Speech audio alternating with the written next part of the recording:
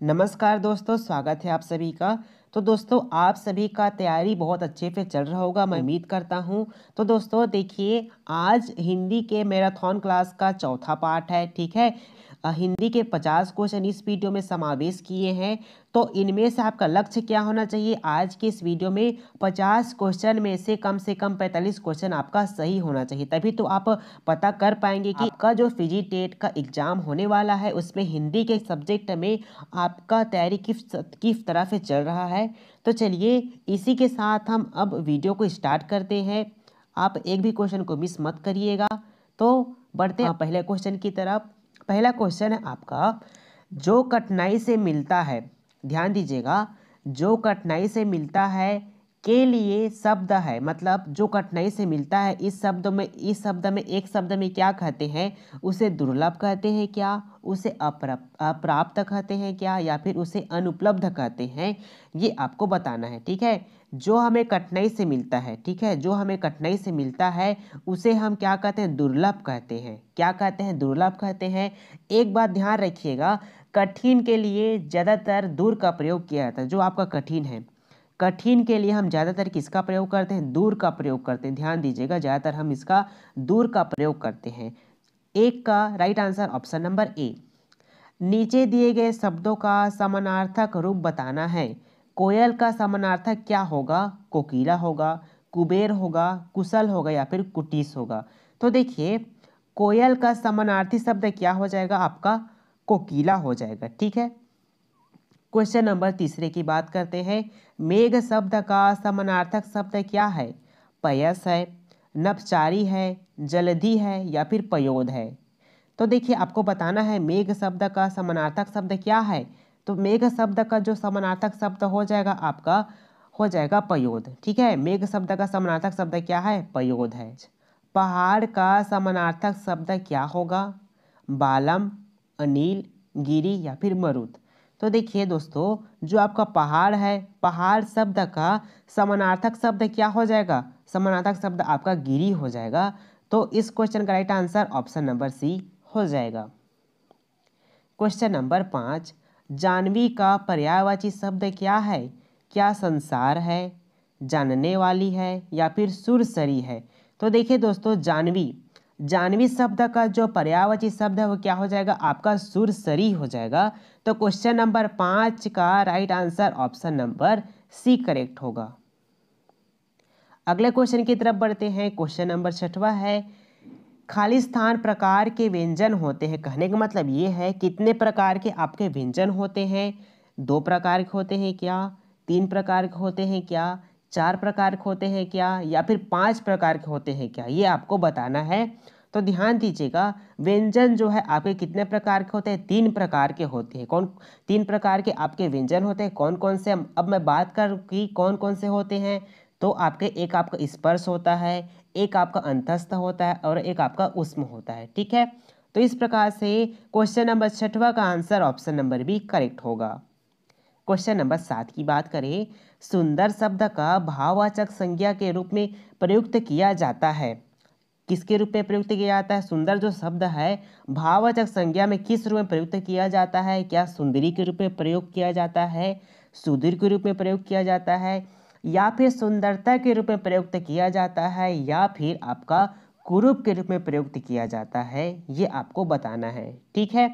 तो ध्यान दीजिएगा, जो आपका सुंदर शब्द है, ठीक है, सुंदर शब्द का भाववाचक संज्ञा क्या हो जाएगा? सुंदरता हो जाएगा, ठीक है। सुंदरता यहाँ पर इसका भाववाचक हो जाएगा। जहाँ पर ता प्रत्यय लगता है वे ज़्यादातर भाववाचक संज्ञा होते हैं। ध्यान दीजिएगा, जहाँ पर जो है आपका ता प्रत्यय लगा, सुंदरता में क्या लगा है? ता प्रत्यय लगा है। जहाँ पर ता प्रत्यय लगता है वे ज़्यादातर कौन से संज्ञा होते हैं? वे आपके भाववाचक संज्ञा होते हैं। तो इस पॉइंट को आप याद रखिएगा। तो इस क्वेश्चन का right answer option number C, सुंदर शब्द का भाववाचक संज्ञा जो है सुंदरता है। क्वेश्चन नंबर 8 की बात करते हैं।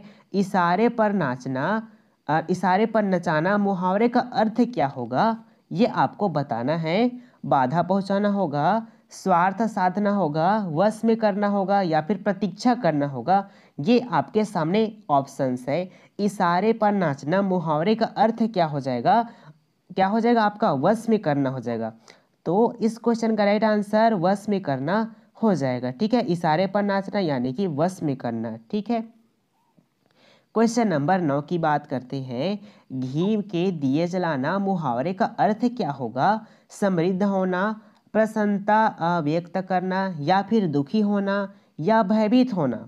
तो देखिए दोस्तों, घी के दिए जलाना मुहावरे का सही अर्थ हो जाएगा आपका प्रसन्नता व्यक्त करना। ठीक है, प्रसन्नता व्यक्त करना जो है घी के दिए जलाने मुहावरे का अर्थ हो जाएगा। अचरज शब्द का तत्सम शब्द है। अचरज शब्द का तत्सम शब्द क्या होगा ये आपको बताना है। क्या आरा होगा, अचर्चा होगा, अच्छी होगा, या फिर आश्चर्य होगा।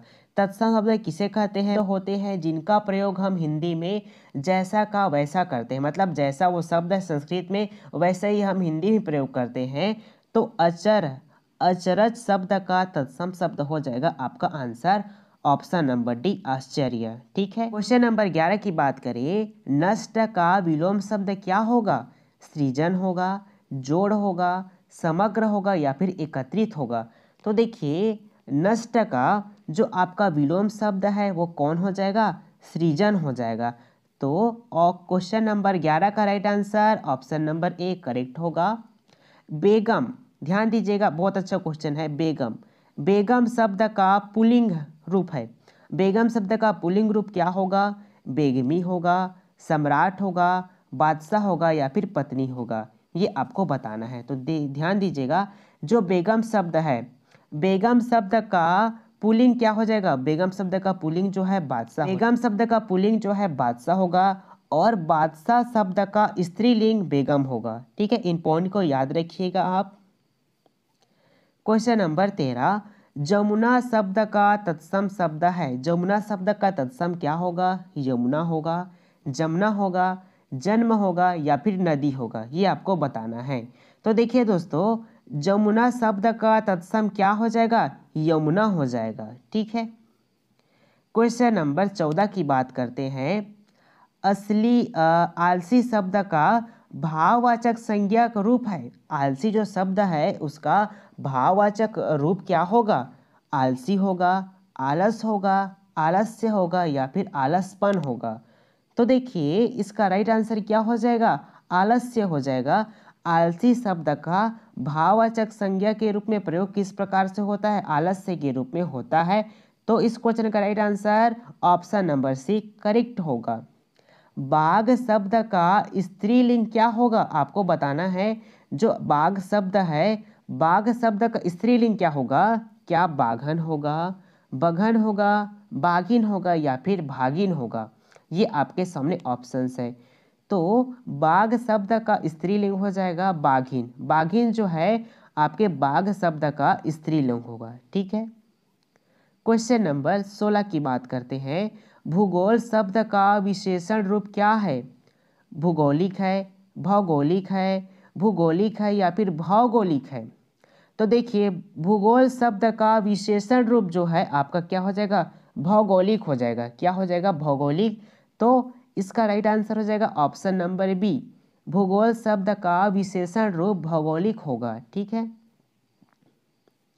क्वेश्चन नंबर 17, गागर में सागर भरना मुहावरे का अर्थ क्या होगा?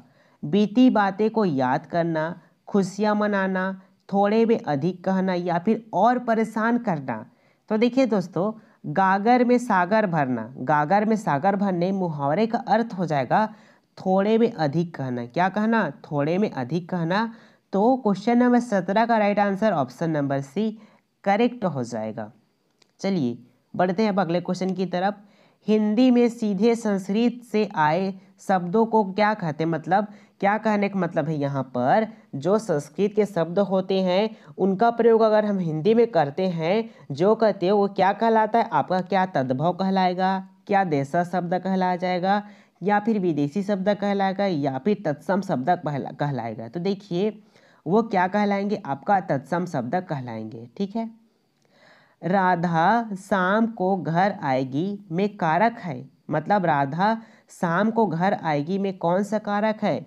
अधिकरण कारक है, करण कारक है, कर्म कारक है, या फिर कर्ता कारक है? ये आपके सामने ऑप्शंस है। ठीक है। तो देखिए दोस्तों यहाँ पर कौन सा कारक चिन्ह लगा है, को, ठीक है। तो इसमें हो जाएगा कर्ता ने कर्म को, कर्म इसका राइट आंसर हो जाएगा। को जो है किन में देखने को मिलता है, को जो है आपका कर्म में देखने को मिलता है और आपका संप्रदान में देखने को मिलता है, ध्यान दीजिएगा, ठीक है। क्वेश्चन नंबर 20 की बात करते हैं अब हम। यह पुस्तक मोहन को दे दो, वाक्य में कारक है, मतलब यह पुस्तक मोहन को दे दो, इस वाक्य में कौन सा कारक होगा, क्या संबंध होगा, संप्रदान होगा, कर्ता होगा या फिर करण होगा, ये आपको बताना है, ठीक है दोस्तों। यहाँ पर भी आपको देने की बात हो या फिर रुचि की मतलब इंटरेस्ट की बात हो, वहाँ पर कौन सा कारक होगा, वहाँ पर आपका संप्रदान कारक होगा, ठीक है। देने की बात होगी या फिर रुचि की बात होगी, वहाँ पर आपका संप्रदान कारक हो जाएगा, ठीक है। तो क्वेश्चन नंबर 20 का right answer option number B correct होगा। क्वेश्चन नंबर 21, अनुशासन शब्द में अनु क्या है, प्रत्यय है, उपसर्ग है, कारक है या फिर समास है। तो देखिए अनुशासन शब्द में अनु जो है आपका क्या हो जाएगा, उपसर्ग हो जाएगा, ध्यान दीजिएगा। अनु जो है क्या है, इनमें आपका उपसर्ग हो जाएगा, ठीक है। तो क्वेश्चन नंबर 21 का right answer option number B उपसर्ग हो जाएगा, ठीक है। जो आपका अनुशासन है वो किनसे मिलकर बना है, अनु प्लस शासन से मिलकर बना है, ठीक है। क्वेश्चन नंबर 22, कृत्य प्रत्यय किन शब्दों के साथ जुड़ता है, क्या संज्ञा के साथ जुड़ता है, क्या सर्वनाम के साथ जुड़ता है, क्या क्रिया के साथ जुड़ता है या फिर अव्यय के साथ जुड़ता है, ये आपको बताना है, ठीक है। तो सबसे पहले हम जान लेते हैं कि अकृत्य प्रत्यय किसे कहते हैं। कोई भी प्रत्यय क्रिया या फिर धातु शब्द के पीछे लग जाए तो वे आपके कृत्य प्रत्यय कहलाते हैं। मतलब कोई प्रत्यय जो है आपकी क्रिया हो गया या फिर धातु के अगर पीछे लगते हैं वे आपके क्या कहलाते हैं, कृत्य प्रत्यय कहलाते हैं। तो क्वेश्चन नंबर 22 का right answer option number C क्रिया हो जाएगा। क्वेश्चन नंबर 23, महान शब्द में तव प्रत्यय जोड़ने पर शब्द बनेगा, महनी बनेगा, महत्ता बनेगा, महत्व बनेगा या फिर महती बनेगा, ये आपको बताना है। महान शब्द में तव जोड़ने पर यहाँ पर तव किस पे दिख रहा है, केवल आपके महत्व में दिख रहा है, ठीक है। तो महान शब्द में तव जोड़ने पर क्या बन जाएगा, महत्व बन जाएगा। हिंदी किस भाषा से लिया गया है, क्या संस्कृत भाषा से, फारसी भाषा से, हिंदी भाषा से या फिर अरबी भाषा से लिया गया है, ये आपको बताना है। हिंदी जो है आपके फारसी भाषा से लिया गया है, ठीक है। निम्नलिखित में से तत्सम शब्द बताना है आपको। तत्सम शब्द कौन सा होगा, क्या आँख होगा, पाँव होगा, गांव होगा या फिर गृह होगा। तो देखिए दोस्तों इनमें तत्सम शब्द क्या हो जाएगा, आपका आंसर हो जाएगा गृह।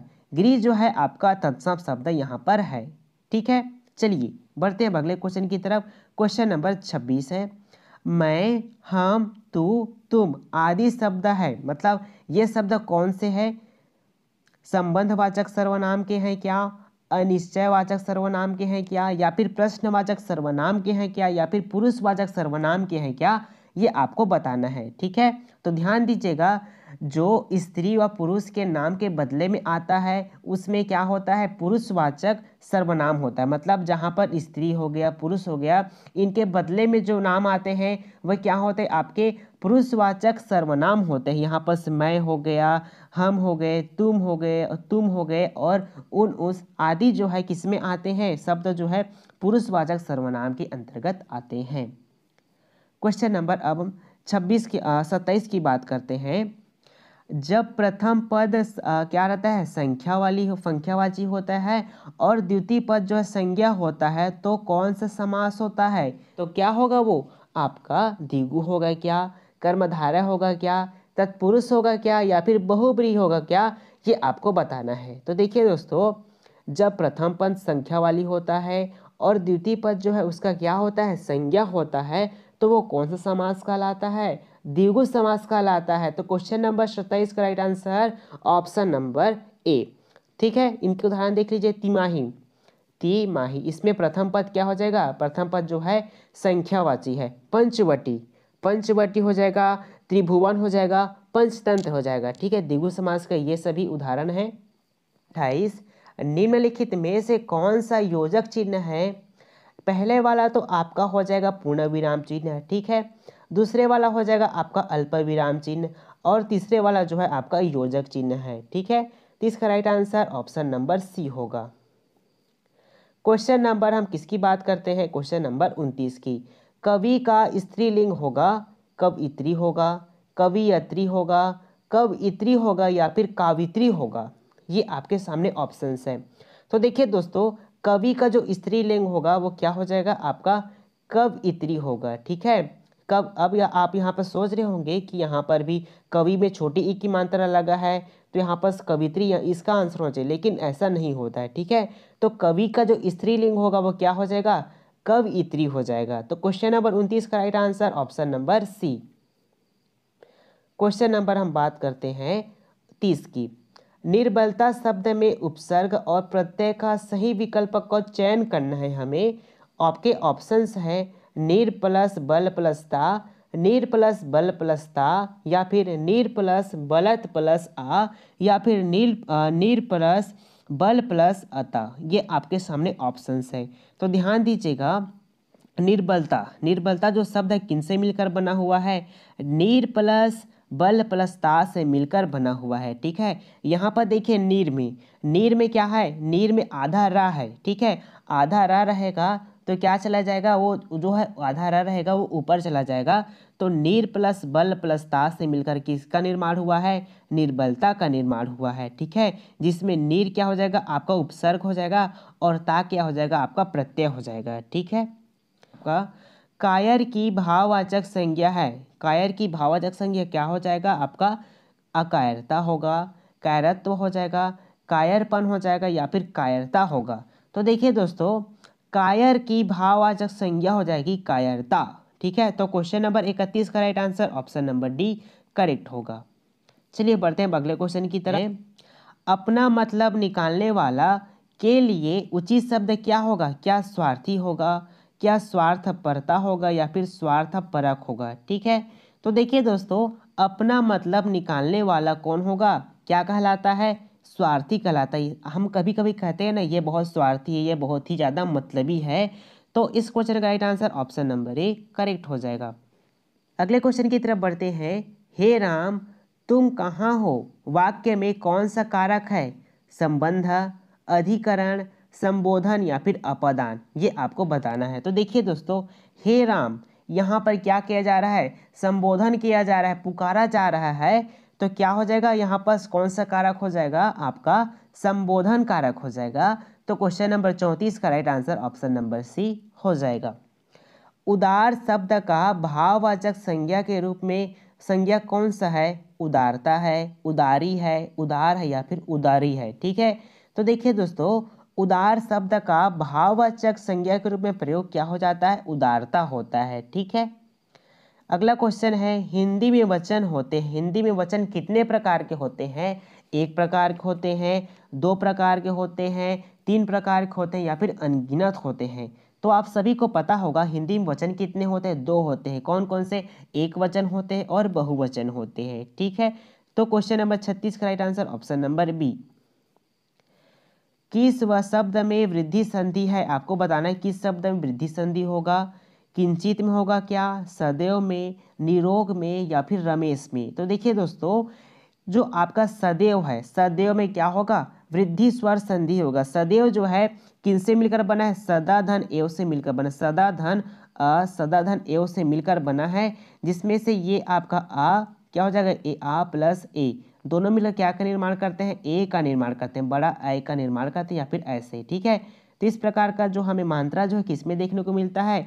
वृद्धि स्वर संधि में देखने को मिलता है। तो इसका right answer option number B हो जाएगा। चलिए क्वेश्चन नंबर अब 38 की बात करते हैं। किसी समास में दो पद प्रधान हो तथा विग्रह करने पर और अथवा या लगता हो तो उसको क्या कहते हैं? आपको बताना है। क्या द्वंद्व समास कहते हैं, द्विगु समास कहते हैं, तत्पुरुष समास कहते हैं, या फिर प्रधान समास कहते हैं, ठीक है। ये आपके सामने ऑप्शंस है। जब अब किसी समास में जब दोनों पद उनका प्रधान होता है तथा विग्रह करने पर क्या लगता है उनके बीच में यदि और लगता है या फिर या लगता है तो उस समास को हम द्वंद्व समास कहते हैं। तो क्वेश्चन नंबर 38 का right answer option number A द्वंद्व समास हो जाएगा। देखिए माता और पिता आपके उदाहरण हो जाएगा, माता और पिता हो जाएगा, ठीक है, लाभ या हानि हो जाएगा। तो इस तरह से इसके उदाहरण हो जाएंगे द्वंद्व समास के। क्वेश्चन नंबर अब हम 39 की बात करते हैं। देशभक्ति में कौन सा समास होगा? तत्पुरुष समास होगा, द्वंद्व समास होगा, कर्मधारय समास होगा या फिर द्विगु समास होगा। तो देखिए अगर हम देशभक्ति का क्या करें, समास विग्रह करेंगे, क्या हो जाएगा? देश के लिए प्रेम, देश के लिए प्रेम, देश के लिए प्रेम, इसका क्या हो जाएगा? समास विग्रह हो जाएगा। जहां पर भी आपको क्या देखने को मिलता है? कारक चिन्ह देखने को मिलता है, उसमें कौन सा समास होगा? वे आपके तत्पुरुष समास हो जाएंगे। और यहाँ पर आपको बताना है कि के लिए जो है किस कारक चिन्ह में देखने को मिलते हैं, ठीक है। आप कमेंट करके जरूर बताइए कि के लिए जो है किस कारक चिन्ह में देखने को मिलता है। क्वेश्चन नंबर 40 की बात करते हैं हम। वाह आप यहाँ कैसे पधारे, इस वाक्य में वाह क्या होगा?